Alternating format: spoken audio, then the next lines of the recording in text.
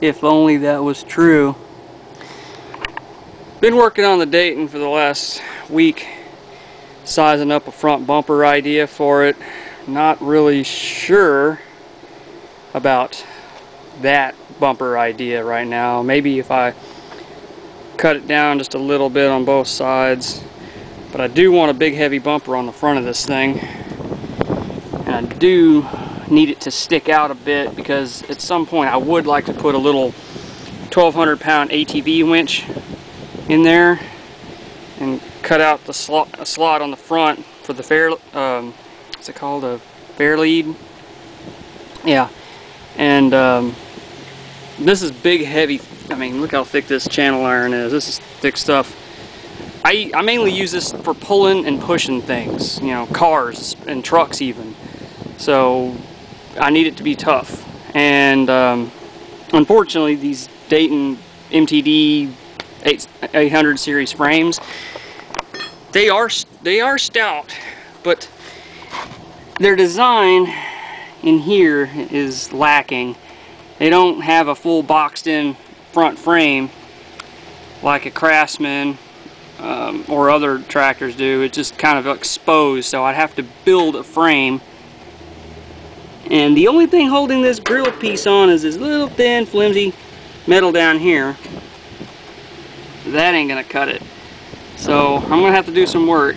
Another thing I've done, if you hadn't noticed yet, Dayton is riding on bigger tires. In fact, they're not just any tires.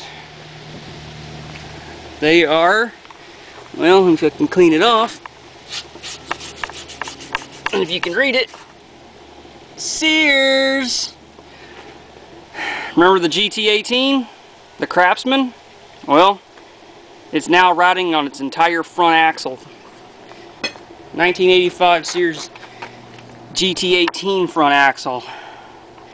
I had to modify the front spindle.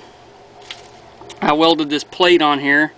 This plate for the tie rod for the steering is actually one of the deck brackets for an MTD. It's got the little bars that hang down.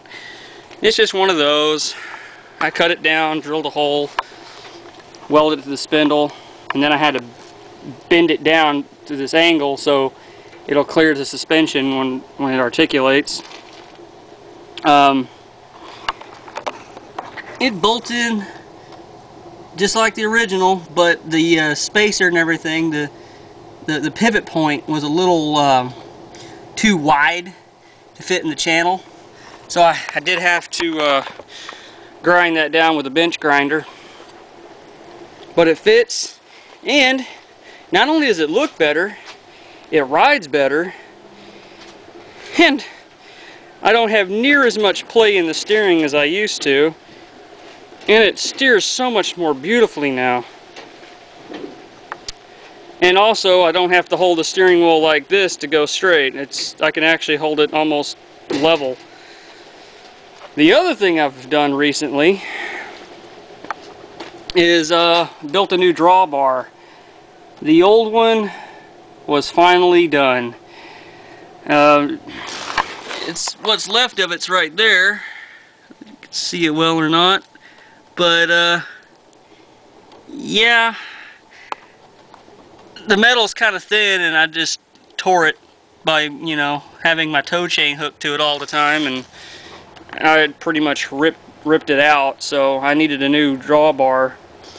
This is a Toro blade, to be exact. It's actually from a Toro zero turn. I just cut it down, angled the metal, rounded it off the edges and everything. That's the actual hole for the blade mount. I just welded it in. It's not the prettiest welds. I'm a little out of practice again, but this sucker ain't coming off. I like to see me break this drawbar. It's nice and stout. I can stand on it. So it's nice and stout. The only bad thing is I can't put my tow chain because the hole's further back. The old one was much closer. So I'm either going to have to put a bigger ring through here first, then have the tow chain. Or I'm thinking is have two more holes, one here and one over here, and then run dual chains, and then just weld a little tab up here, and just so I can hang my hooks. That might be pretty cool. And double towing hooks would be a little better probably than just the one. Distribute the load better, you know. So yeah, I had to take the gas tank out to do this because the tank is literally right behind that plate. So that wouldn't have been a good idea. Weld on it with a tank full of gas. And the seat I took off because it's just in, you know, it was in my way. So, but I mean, it's still a work in progress. I still got a lot of things to do. Figuring out how I'm going to do a front bumper. It will have bars that come up, come across, and all that good jazz, you know. But for the time being, that does look kind of mean sitting back here. It's intimidating. And that's all I want this tractor to be. You know, I want it to be intimidating. It's not going to be off-road. It's not for mudding.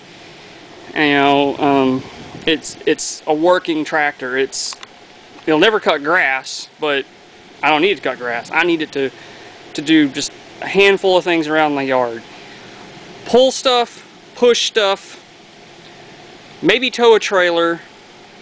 If I put a ball hitch on the back, which I'm thinking of doing, so I can, you know, tow small trailers around, you know, maneuver them in the yard. You know, if I got to pull a broken vehicle or something around the yard, it can do it. Or push them. I've pushed a couple of tractors just with the front grille, and I don't like doing that, so it definitely needs a bumper. This is a pretty cool tractor, and I'm glad I got it for free. But anyway, that's all for now on this thing. I'm just letting y'all stay updated on my work. Still doing stuff, so that's all for now. Stay tuned for more videos. I got some others in the works, so later.